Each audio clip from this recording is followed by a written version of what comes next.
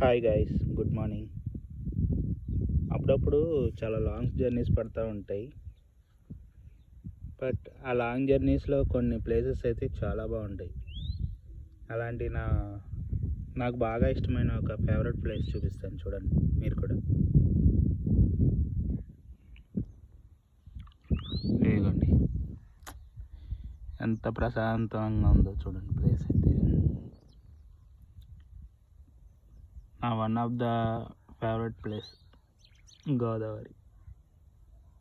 ఇది ఆంధ్ర గోదావరి కాదు, Telangana Godavari. Near by Manuguru అటు సైడ్ అన్నమాట.